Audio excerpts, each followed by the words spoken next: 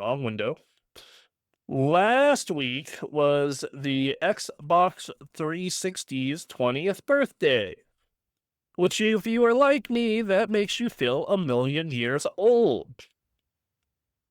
And we kind of talked about it, and we kind of talked about how it was important to the industry, and, how in my mind it's a top 5 console ever, and it's one of my favorites when I look back on it, and I look back on that period of time where, like, yeah, I really do love the living shit out of the Xbox 360. Um, with all of that said, though, we kind of talked about that, but then IGN, or, I saw it after the podcast anyway. IGN put out this article, the top 20 games that define the Xbox 360. And note, and they even say here, not necessarily the best. All of them are great. These are not necessarily the best games on 360, but the ones that, like, define the Xbox 360. The games that, oh man, when you are looking at an Xbox 360, these are the games, dog. These are the ones that you are here for.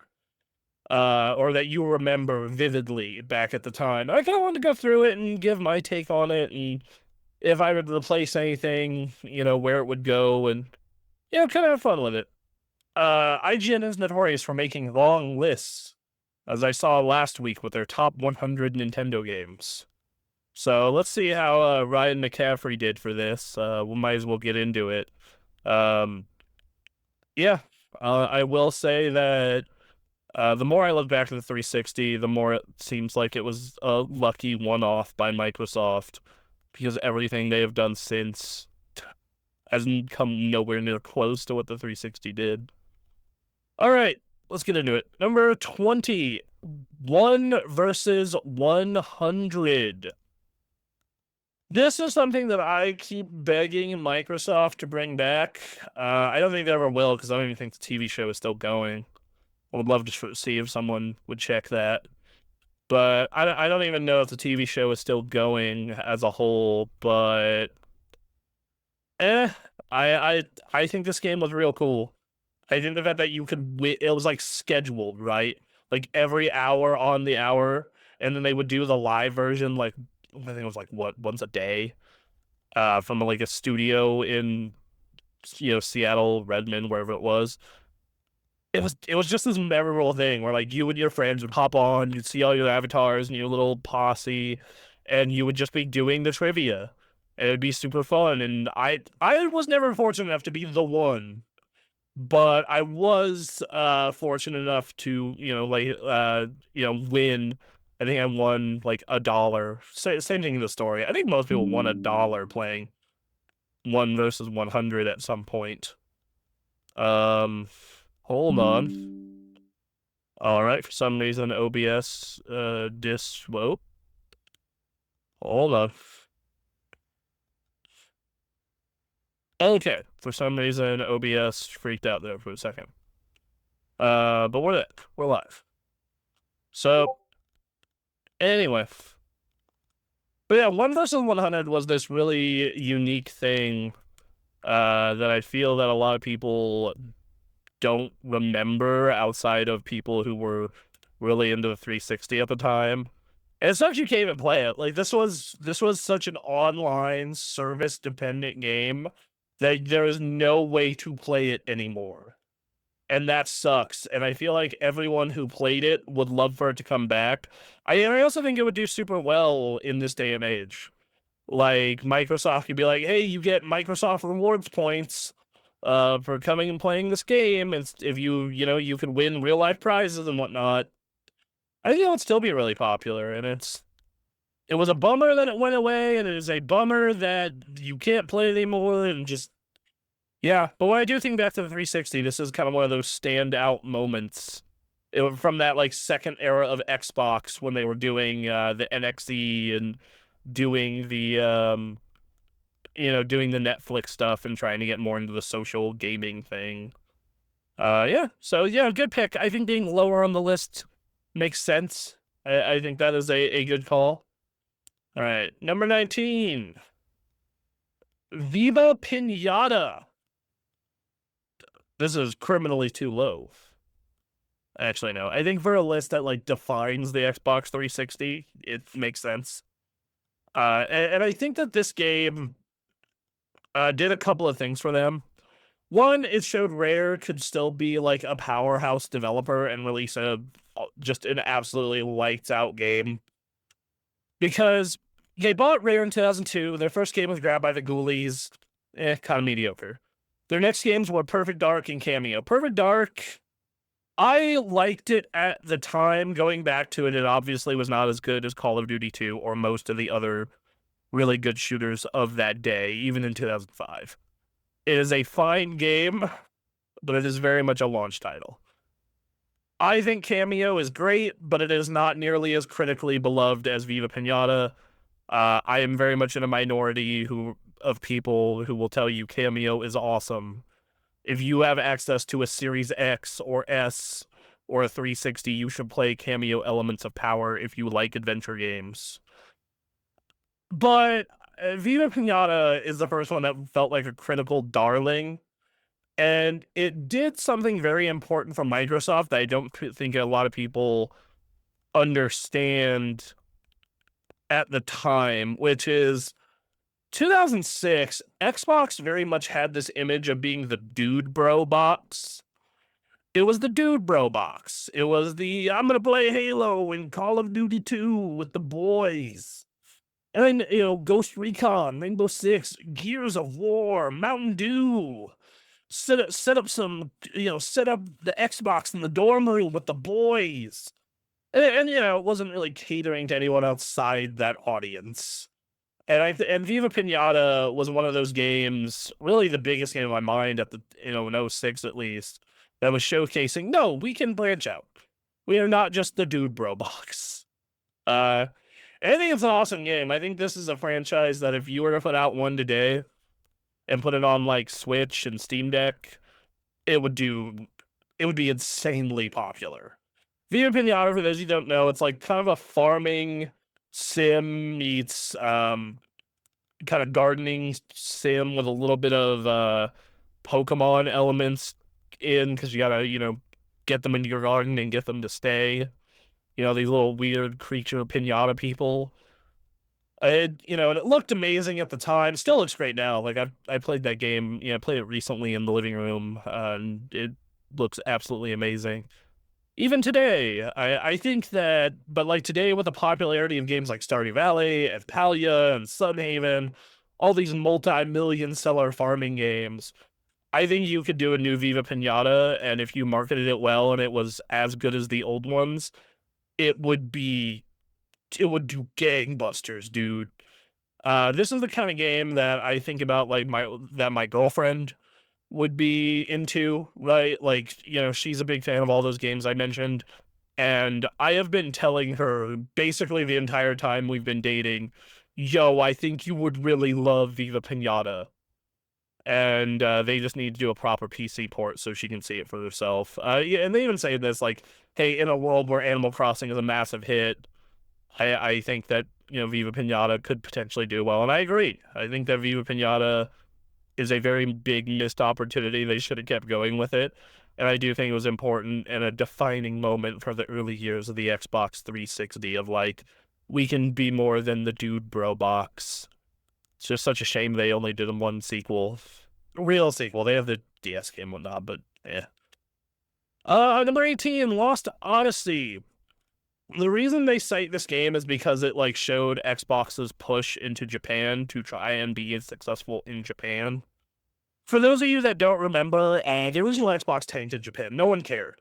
Even when it had like good exclusive Japanese style games, the very few that existed on it, it was not a system that did well in Japan. So for the 360, they went out and they said, no, we are going to make this shit a success in Japan. And they went out and they paid for a bunch of goddamn games. They paid to get Final Fantasy XI ported to the Xbox 360, and it is one of the only games at the time where you didn't have to pay for Xbox Live in order to play it online. You just had to pay your Final Fantasy XI sub through Play Online. That's how badly they wanted this. They were like, fine, you can skip the Xbox Live requirement. They paid to get Blue Dragon. They paid to get a new game from the Dragon, or not Dragon Quest. That is Blue Dragon though. They paid to get a new game from the Dynasty Warriors people, 99 Nights. And then the big one, one of the ones that Microsoft published, is from the Final Fantasy original creator, Hironobu Sakaguchi, and and it was Lost Odyssey. And it was the other one was Blue Dragon, which they bring up here. It was done by the Dragon Ball artist Akira Toriyama. But a lot of people consider the best of that bunch to be Lost Odyssey. It came on 4 DVDs, and it sold well, or well enough. It sold well in Japan. It did okay in the US. The thing I remember about this game is it getting panned by Western game critics. For very much like, oh, this is the old style of RPGs. Like, it was in that era of games where Western critics and to a lesser extent Western fans were kind of shitting on Japanese design philosophy and Japanese game dev and like that kind of game philosophy. So Lost Odyssey was another one of those cases of like, reviewed kind of well, but it had a lot of that old game is old vibe to it amongst the press, and it was kind of being downplayed how good it actually was. But man, if you're looking for a really great cult classic JRPG, Lost Odyssey is up there. And I do think that if you're doing a top 20 games that defined the Xbox 360, you kind of have to do one of those games that is like, we're taking the Japanese audience, we're trying. And I think that 3 games come to mind for that.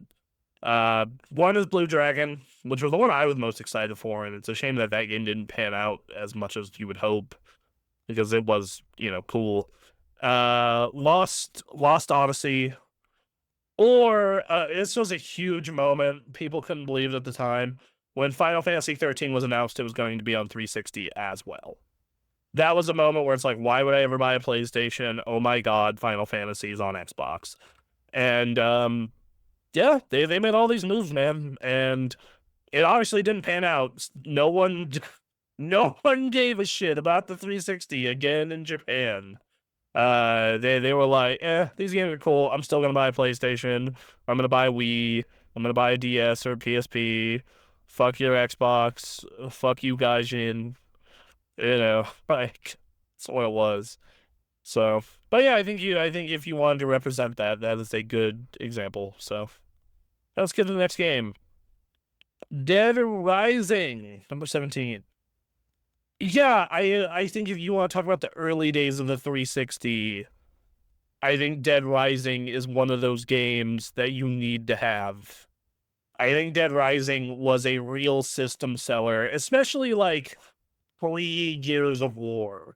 And it was a game that, once again, it really showed off the tech of HD. Arguably too much, because if you were like me at the time, when this game came out, I had a CRT television still. I was very poor. So, for me, it meant all the text in the game and UI elements were fucking unreadable. But it was still impressive because you had all these goddamn zombies on the screen. Holy shit, look at this. And they're all interactable, and you can combine weapons and do crazy shit. And it just had these like really memorable, weird characters and weapons and vibe.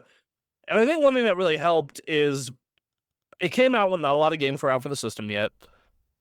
And it had a demo. And you could just play the demo over and over and over and over again until the full game was out. And it was also one of those games very early in the console's life where the achievements for it were a big deal. They bring up the narrative here the zombie genocide achievement for killing the population of Willamette, 53,594.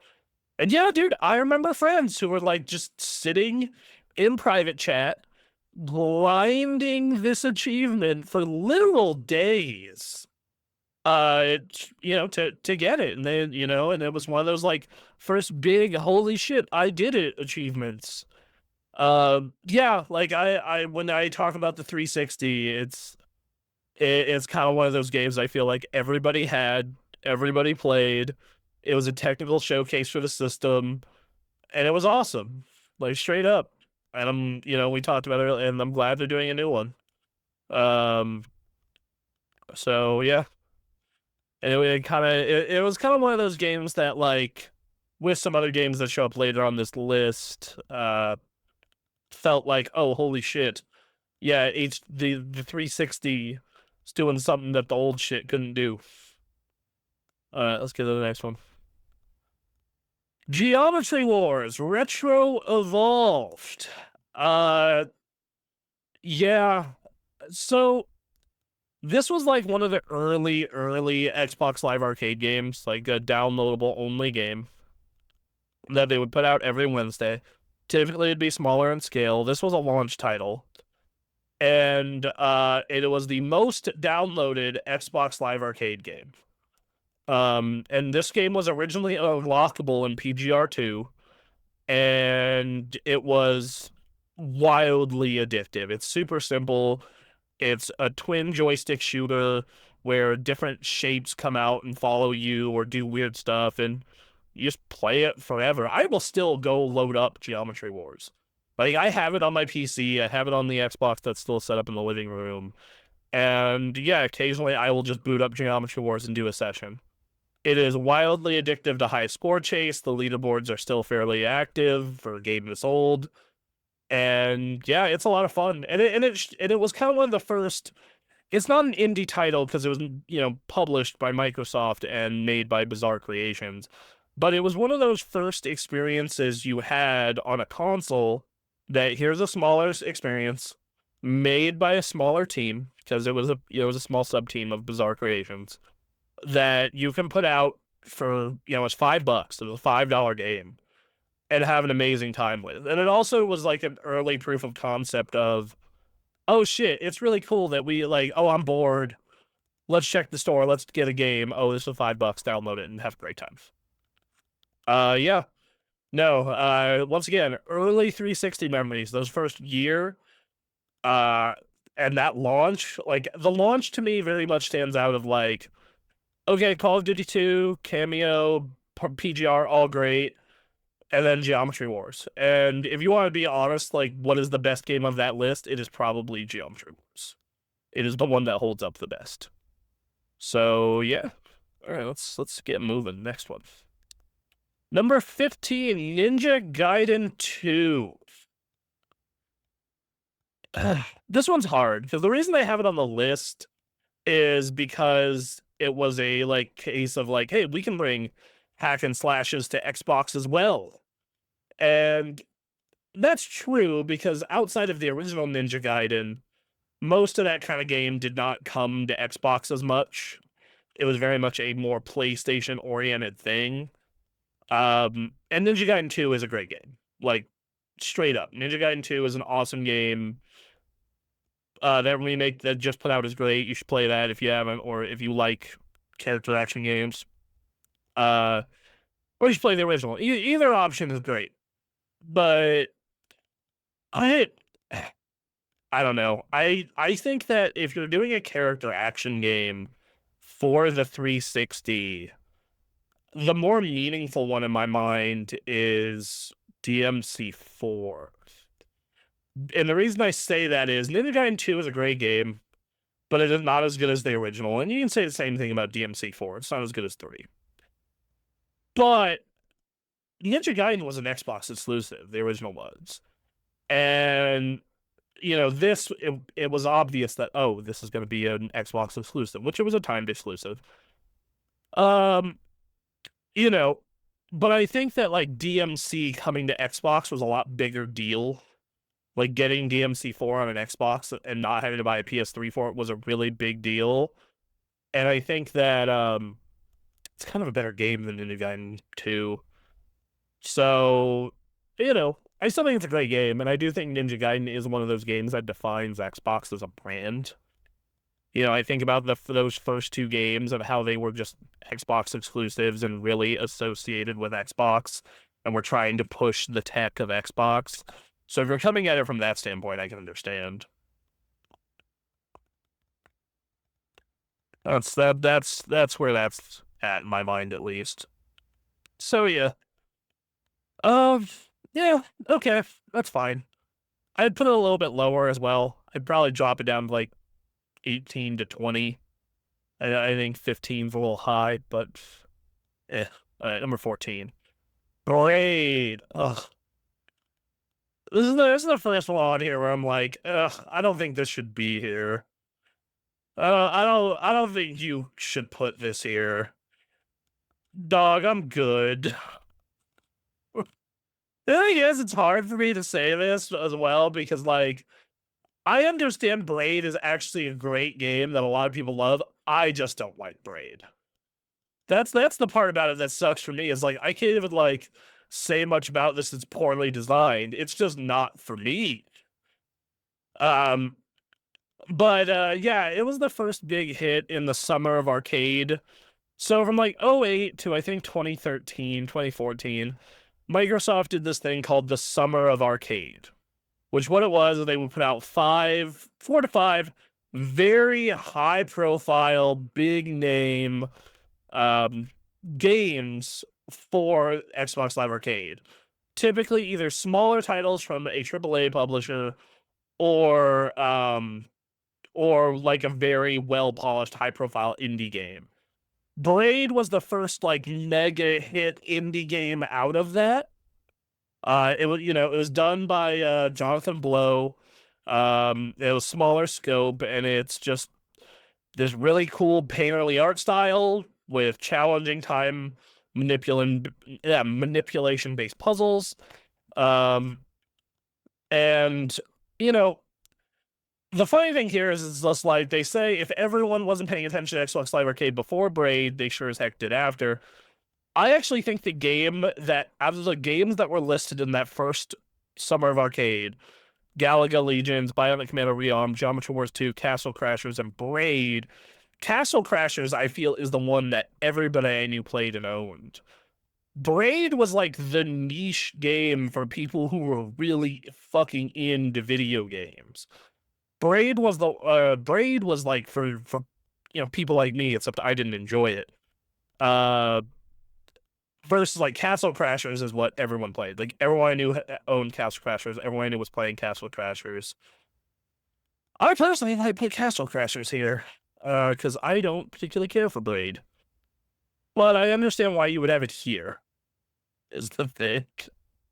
I understand why it's here. I just would rather put Castle Crashers or something else. All right, let's get to the next one. Crackdown. Ah, yes, the free game that came with the Halo 3 beta. What I jokingly call it. I mean, Crackdown is a game that, like I said, if you are making a list of games that define the Xbox 360, not necessarily the best games, but define it, Crackdown's up there. I feel like anybody who had a 360 from like that first year onward had Crackdown, knew about Crackdown, bought Crackdown to get into the Halo 3 beta, and they played a lot of it. They checked it out because well, I bought it to play the beta, and then they genuinely had a good time with it because nowadays you can get a lot of cool games where you leap tall buildings, do the superhero thing, in an open world. There's Prototype, there's Infamous, there's Spider-Man, there's to a lesser extent Batman, Arkham Knight. Like there's a lot of games that are open world superpower, Saints Row 4, but this was like kind of one of the first that tried to do the Grand Theft Auto thing, but with superpowers. And you progressively got stronger by doing stuff and getting agility orbs and going around playing the game. And then that ending, that bullshit twist ending, where it's like the cops are really the fucking bad guys. You're kind of an asshole. It was kind of sick. It was pretty sick. So yeah, like Crackdown is kind of one of those. I feel like everyone who was there for that early era of 360 bought this goddamn game, played a ton of it, and that's just kind of where it went, and it was just a moment in time. But yeah, I think that the big thing that comes to mind with this game is the fact that like they never expanded on the concept well. Like its sequels were not good, and that is unfortunate because this game was a really cool proof of concept. Like I think you could have done a lot with the sequels to Crackdown. I think a Crackdown 2 and a Crackdown 3 could have been the next big hits. Like you could have been superhero Grand Theft Auto. I guess just add it to the list of things Microsoft did not capitalize on in any way, shape, or form. Ugh. Got a frog in my throat. Not used to this much solo talking. Number 12, Forza Motorsport 3. Yeah, this honestly, this should be higher. It shouldn't be higher. I think that you talk about Xbox, and the thing that stands out is like it's always, we joke, but it's Gears, Halo, Fable, Forza, right? Gears, Halo, Fable, Forza, Halo, Gears, Fable, Forza. And I feel like Forza 3 is when Forza went from being like, yeah, it's Microsoft's, response to Gran Turismo to, oh, this is a better video game than Gran Turismo and most other driving games. It looked gorgeous. It was an absolutely stunning game visually.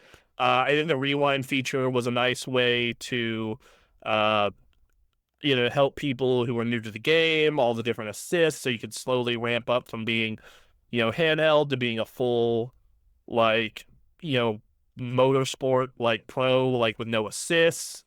I think that, I don't think the simulation model was as good as GT, but it was close enough.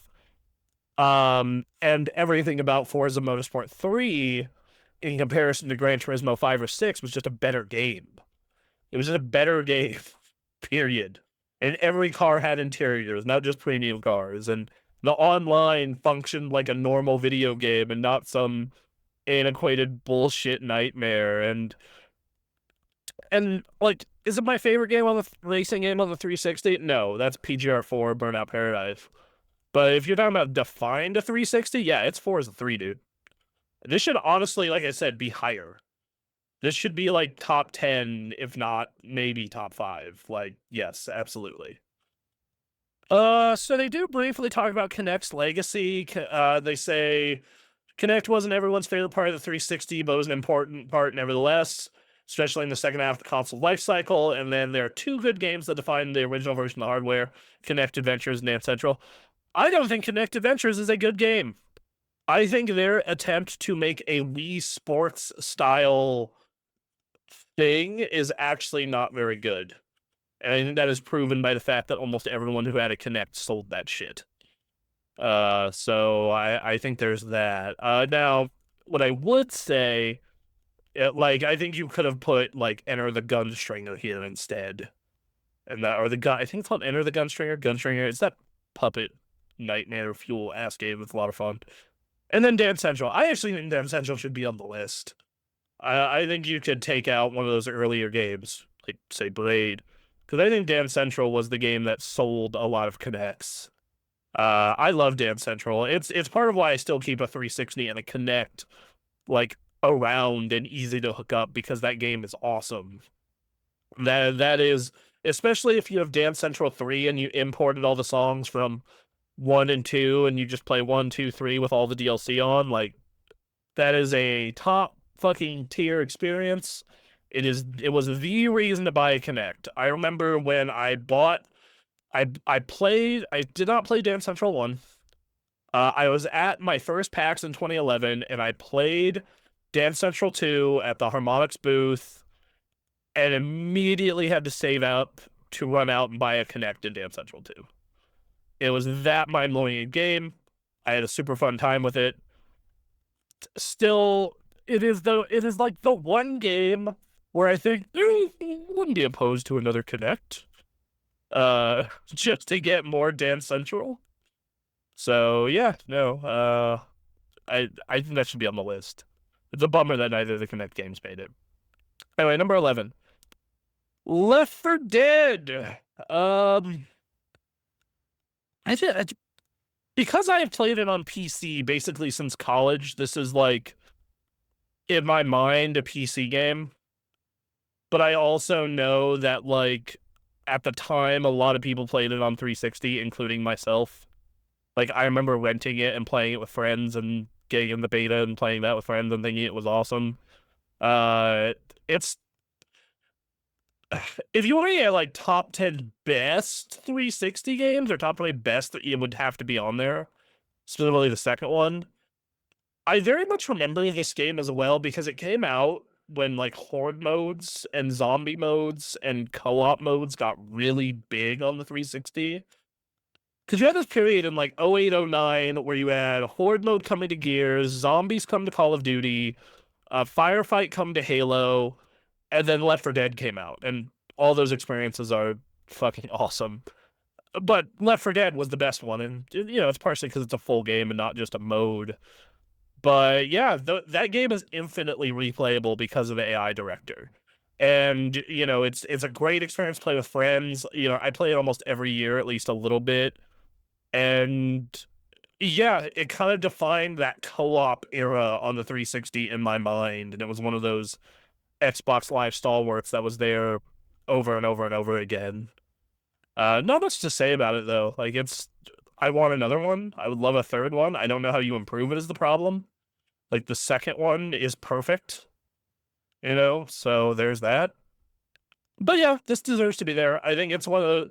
This is another one of those games that sold a lot of goddamn Xboxes. Like if you did not want to get into PC gaming, Left 4 Dead sold a lot of people to play co-op Xboxes and Xbox Live. So yeah. Number 10, Limbo. I don't know, dude. I personally did not care for Limbo, and I don't necessarily think it's a game that defines the Xbox 360. You know, I think that, you know, because there was this. By then, Xbox Live Arcade was like established. You know, some of Arcade was rolling. You know, games like Shadow Complex and, you know, Braid and whatnot were, you know, they were out. They were out, dude. And I personally did not like the way Limbo played. I think it is artsy for the sake of being artsy and not actually having a point or message to say beyond look at this depressing, morbid piece of shit. I know that's a hot take for sure. But yeah. So, you know, and I think that if you want to highlight games that like really blew up the Xbox Live Arcade, Limbo is not my first choice for that. I think back to that era, that like 2008 to like 2012 Xbox Live Arcade. If you need to put another game here, like I would do Shadow Complex.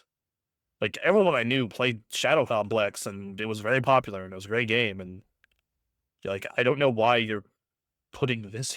Like, I don't understand. I think it was very critically beloved, and you know, they say, you know, the perfect rebuttal to film critic Roger Ebert's assertion from 3 months before Limbo's release that Xbox or video games weren't and could never be art. And I'm like, oh, it's okay, I guess. But I don't agree with the statement that it, you know, cemented Microsoft's already established small games platform as one of the best things about the 360. I'm like, dude, that was, by the time Limbo rolled around, like that was already in place. I mean, if you want like a game that came out a year later, like Bastion, I think Bastion fits here better. I associate Bastion fully with the Xbox 360 as well. Like that is a 360 exclusive in my mind in some ways, even though I have since played it on a computer. But I think maybe this is, and also like if you're gonna put this here, I think it should be lower. Like I think that if you want, you know, I think the earlier release of Braid is a better fit as well. I don't know what to tell you. Super Meat Boy, put that here. There's a lot of game, you know, Explosion Man.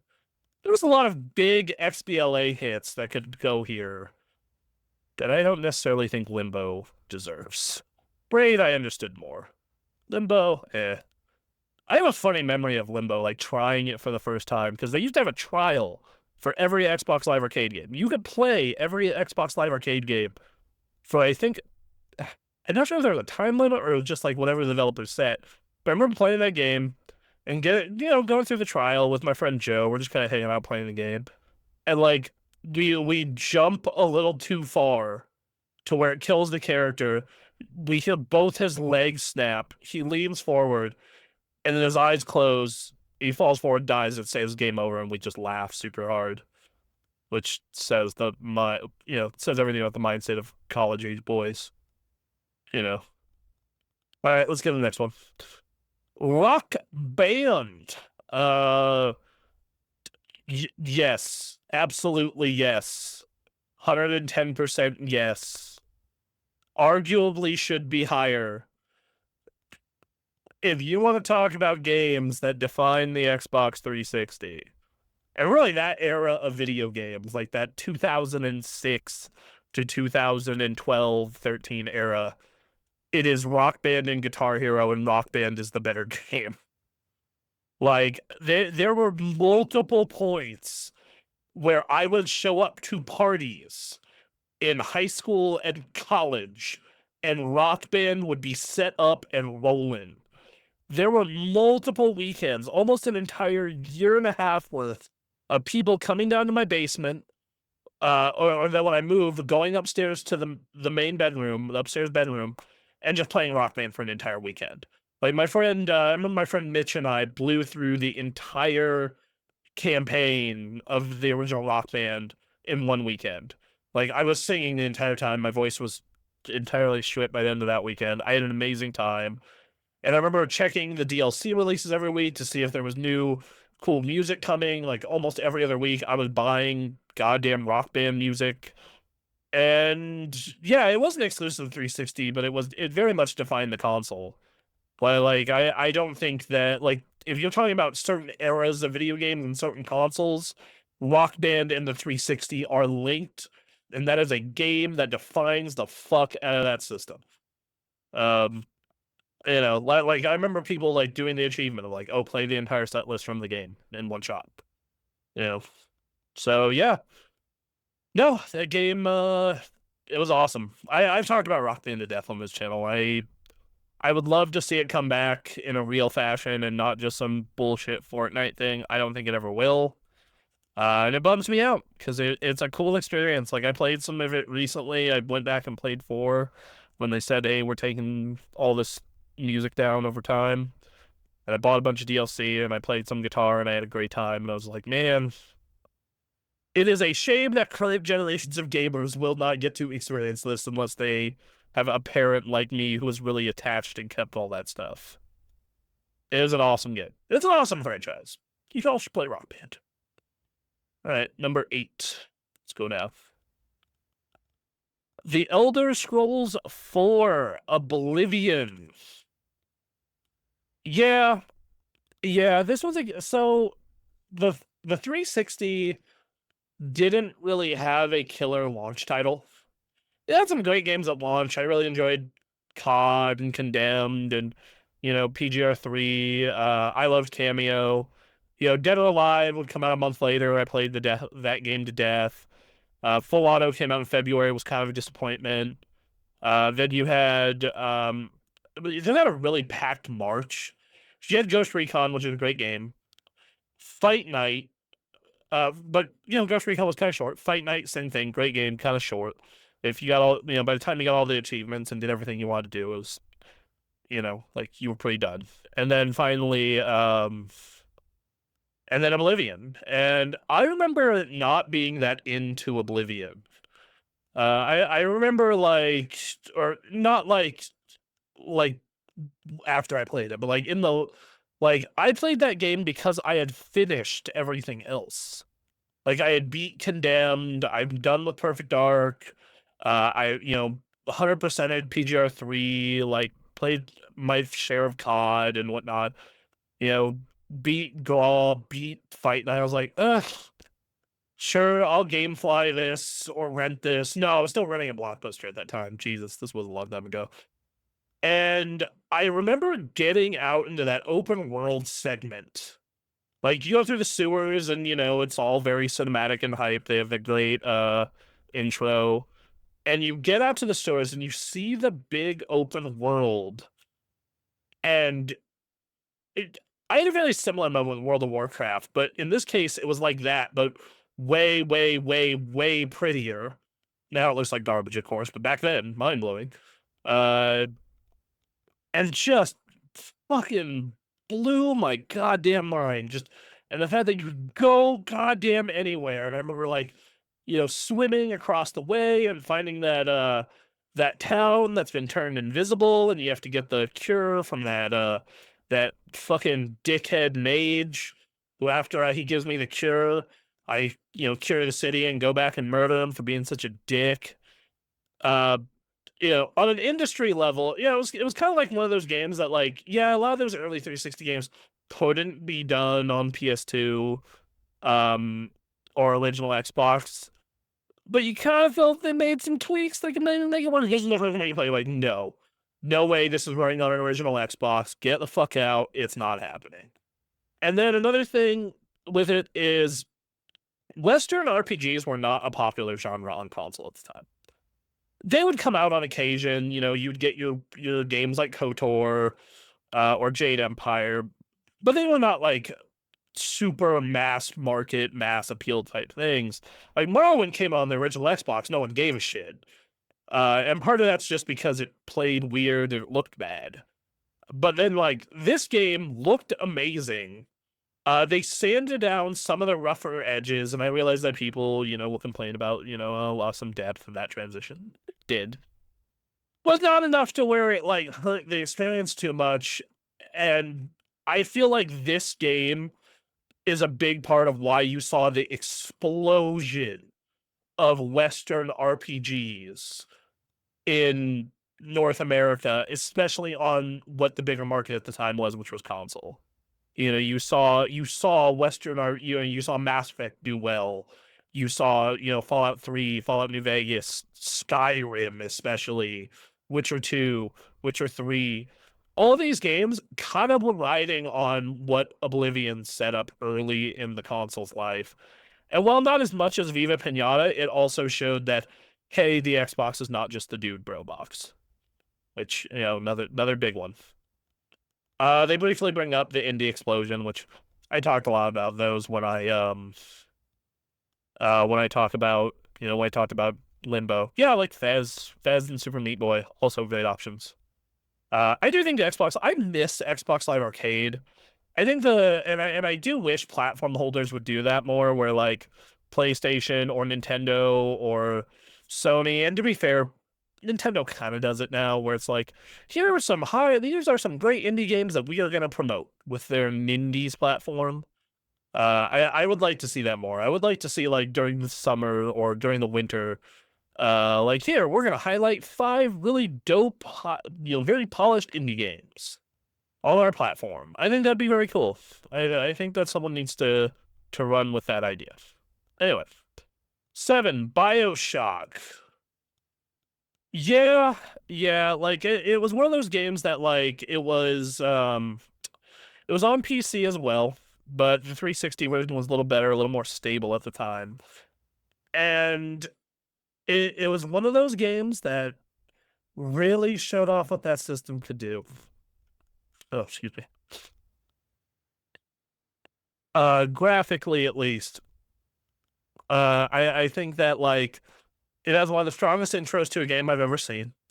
You go down in the rapture, there's a man not entitled the sweat of his brow, that kind of thing. And yeah, it has some of the most memorable quotes, memorable moments in a video game. Probably one of the most, if not the most memorable ending on the 360. I think that it is. I don't think the series ever really topped this. And then I think the PC crowd got big mad because it wasn't as in-depth as System Shock. But nobody cared, because this was another case of them making a really cool game and sanding out the kind of rougher edges from its predecessor series, similar to going from Morrowind to Oblivion, similar case from System Shock 2 to Bioshock, where, okay, we're going to sand down some of these rougher edges to make this a little more palatable to sane, normal people. Yeah, it's definitely one of those games that got people to buy 360s, like, for sure. No doubt. I think it'd probably be a little lower, just because, like, I don't necessarily always think of it immediately, but that might just be me. But yeah, one of the strongest intros or ending to a game ever. Easily should be in the top 20, probably the top 10, though. Number 6, Fable 2. Fable 2! It is fair to say that Fable 2 was the 360 Zelda. It wouldn't be fair to say, is what they say. It's a large-scale action-adventure RPG with charm and unique consequence system that will change your character's physical appearance based on how good or evil you are. And they go on and talk about it. Yeah, I think that if you know, very similar to Forza, when you talk about Xbox, and like, what are Xbox games? What games define the Xbox brand? Up until recently, when they've been shooting themselves in the foot, Fable is a big part of that. Like you know, as I said earlier, Gears, Halo, Forza, Fable, and yeah, like Fable 2 was the game that put Fable in that list. Like, Fable 2 still holds up. Like, that combat is awesome. The sense of humor is really good. What you do with those characters is a lot of fun. You know, the dog. Everybody loved having that dog. They got fucking attached to that dog. It was also the game that taught me infidelity is not worth it. Because you actually had to manage your relationships. And if you had wives in multiple cities, you had to go visit them all and, like, to hang out with them. Not worth it. Not, you know, besides being a bad person, of course. You shouldn't do that. But you know, there's an extraneous thing that goes along with it. Yeah, it's a bummer that, like, everything after this one kind of just fell apart. Like, 3 decent game, cool ideas, didn't play well, had some glitches, and then they just did nothing after that. But no, it is definitely a game that defines the early days of the 360. Like, I remember being super stoked for Fable 2 because I love Fable 1, and yeah, I put a ton of time into that. You know, talking with your friends about all the fucked up choices. You know, the Wheel of Misfortune. This is another one I would love to see a PC port. Like, there are so many 360 games that, similarly to the PS3, that are just trapped on the 360 or at minimum the Series S and X. And I was like, I would love for you to be ported to the computer so I can throw this box in the trash. Thank you. Or, yeah, probably realistically the closet. I don't want to throw something that expensive out, but Jesus. But yeah, no, I think that's you know, I think you have to have Gears, Halo, Forza, Fable. So far, we've gotten 2 of those on the list. I have a feeling the other 2 are going to be in the top 5. Let's get into it. Number 5, Grand Theft Auto 4. Yeah, absolutely. 100%. I think that GTA 4 was one of those games that showed the 360 was for real. And what I mean by that is the Xbox 360 had a very... The original Xbox got the Grand Theft Auto games, they came late. In some cases, more than a year later. And then on top of that, you know, they were better, but nobody cared because, you know, it was on PS2. And them not only getting GTA 4 day 1, same day as the PS3, so, you know, if you were excited about all the other 360 games, you didn't have to go buy a PS3 as well. But getting the DLC as timed exclusive. Like, hey, if you want to play Lost and Damned, you want to play Ballad of Gay Tony, fuck you. If you want to play it immediately, buy an Xbox. And it was a huge deal. Like, I remember at the time, they're like, oh shit, well, that's another one. I don't, you know, C3 is going over, you know, Grand Theft Auto's going over, you know, like, why the fuck am I gonna buy a PlayStation? I mean, Metal Gear any day now, and Metal Gear never came, and Metal Gear was the reason I bought a PS3. But very much this was another huge like goddamn Microsoft is getting for real. Uh, and yeah, GTA Online was great. It is still the best story in the Grand Theft Auto franchise. You know, like best narratively. Uh, just a very memorable game. And I remember, and you know, they talk about this. Peter Moore revealed Halo 2's release date by rolling up his sleeve. He did the same thing with the Grand Theft Auto 4 logo to reveal it was coming to 360. And you know, yeah, I think this was a big way to, after the releases of COD 4 and after the release of Halo, this was you know, this was a real way to build credibility with the the announcement of this was a real good way to build credibility for the Xbox brand even further. Like, hey, you had this great launch, you you know, you're set up for a great first year. You know, let's announce this and let's really get the Xbox brand you know, down pat. Or let's show that we are a real competitor and this is a place to play.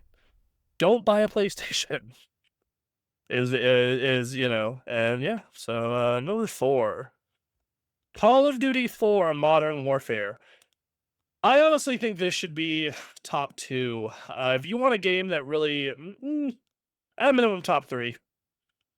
I think that Call of Duty 2, great launch title, but Call of Duty 4 was the one that, like, it's why Call of Duty is what it is today. It's why Call of Duty is still, like, every year a top 5 seller.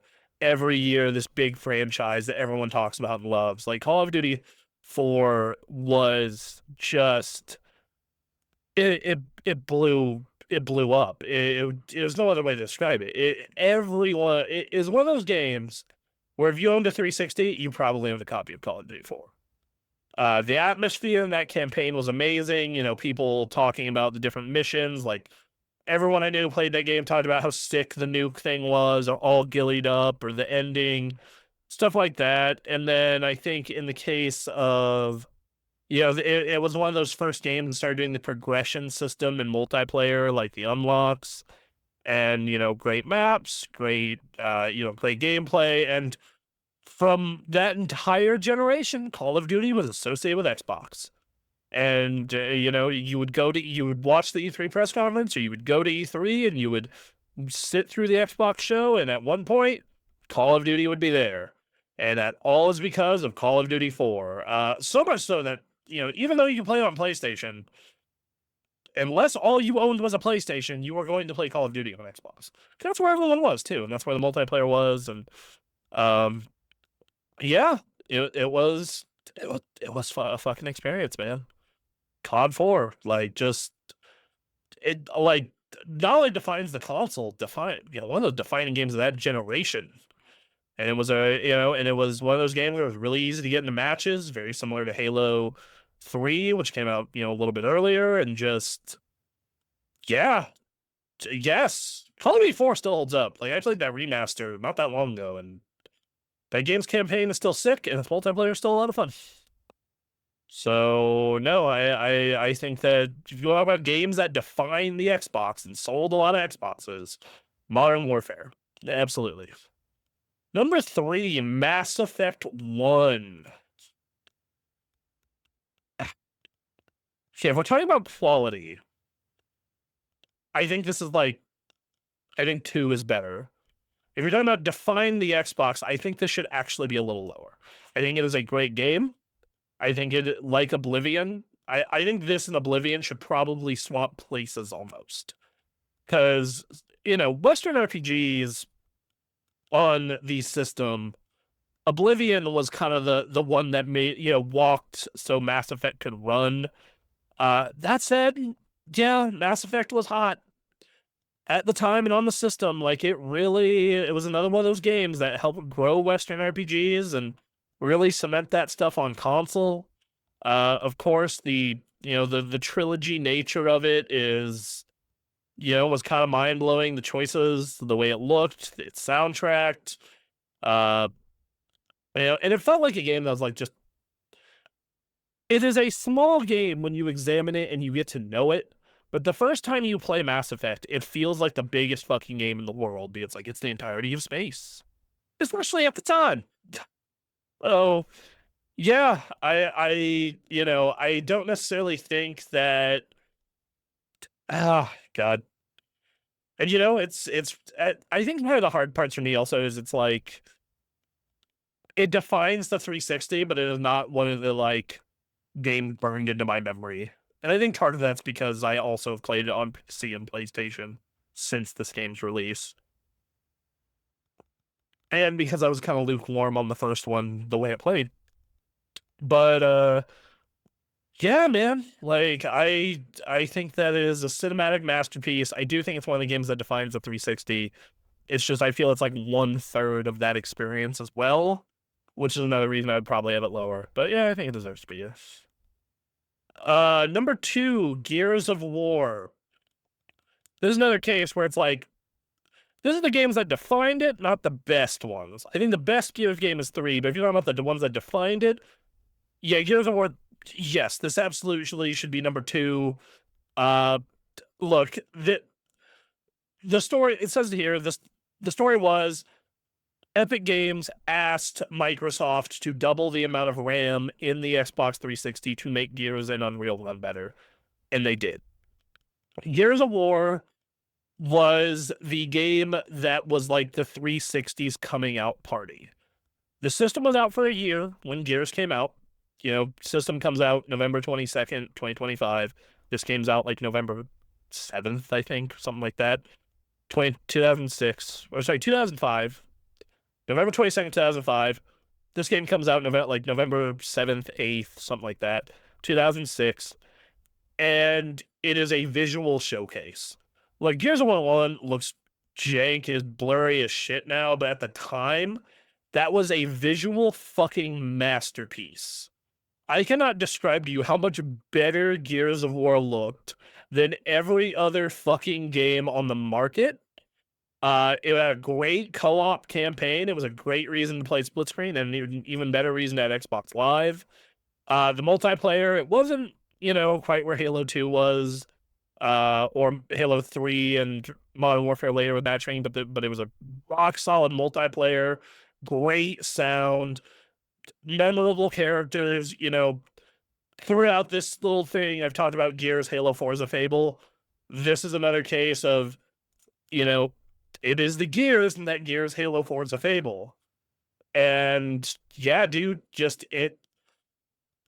it's like, yo, we have one of our other big franchises. This is gonna be a forever thing for us.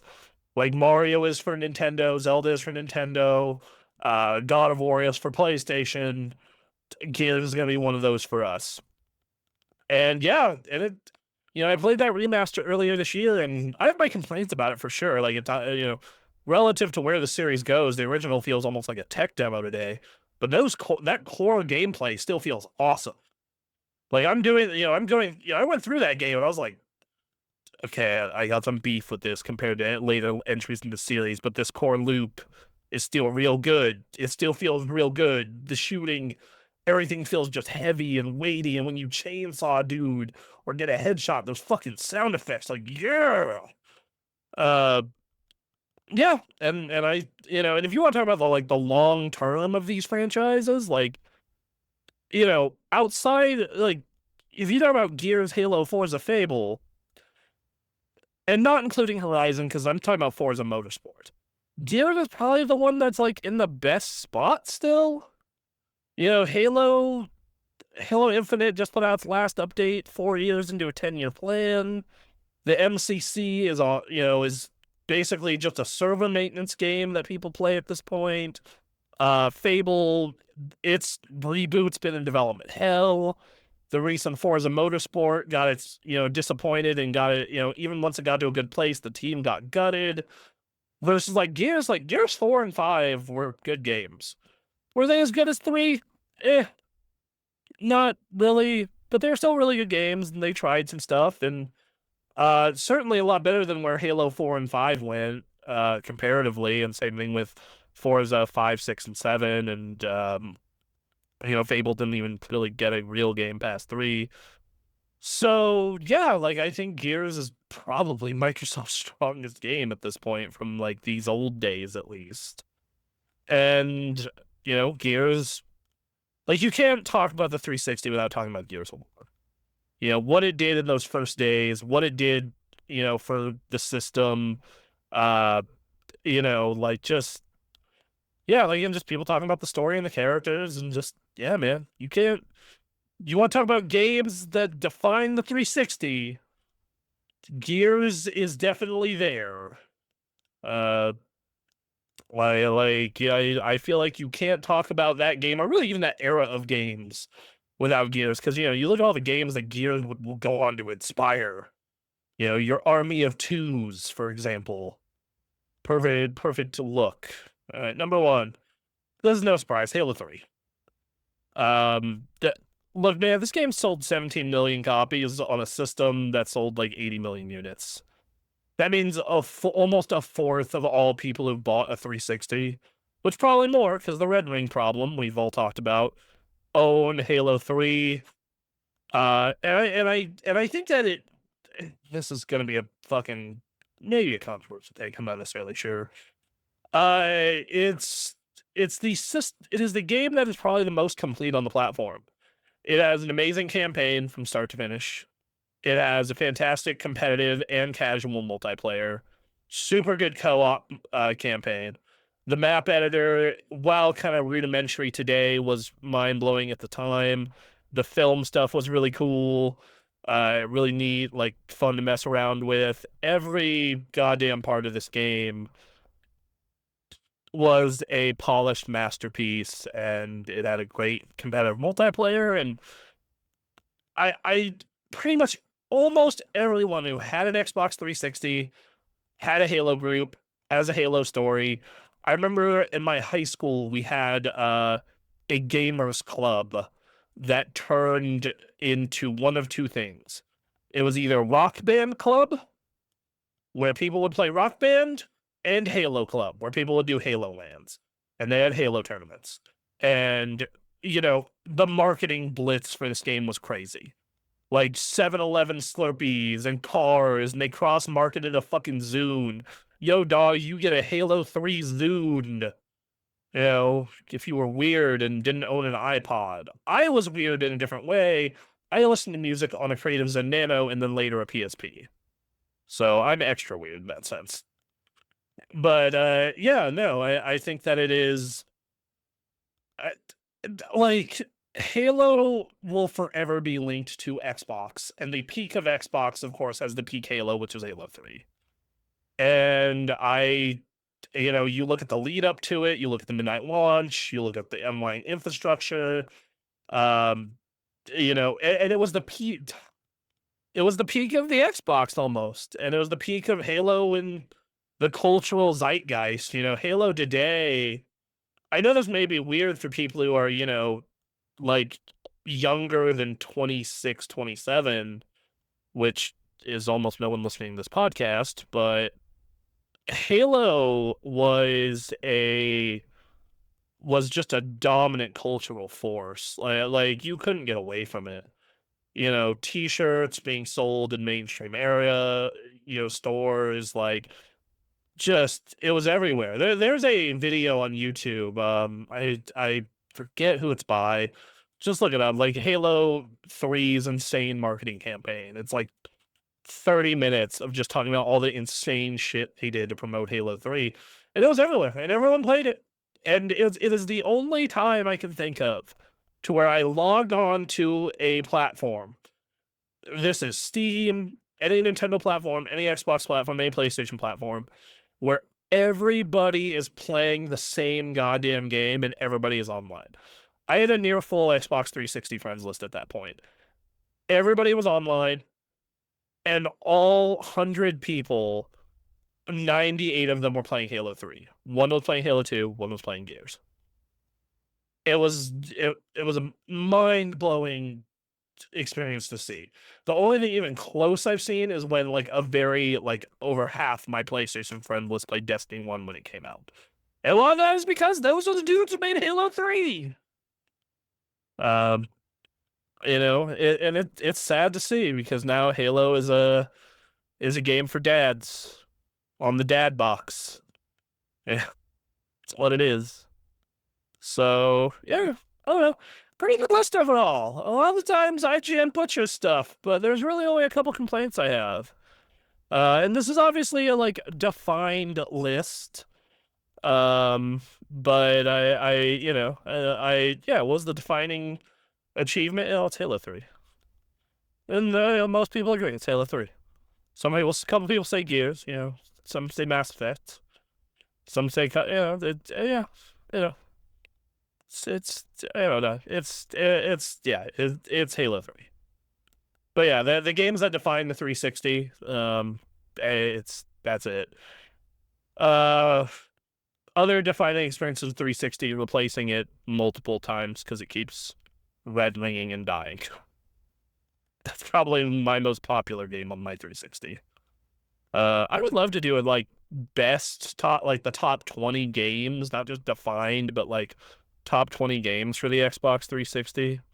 Because I feel that is I've said before, it is at minimum a top, 3 console, or top 5 console, realistically top 3. Like it is a sick device. And the longer Microsoft goes with the Xbox, the more it feels like the 360 is they got lucky. It's what it feels like. It's like, we got lucky. All right, let's let's get this going.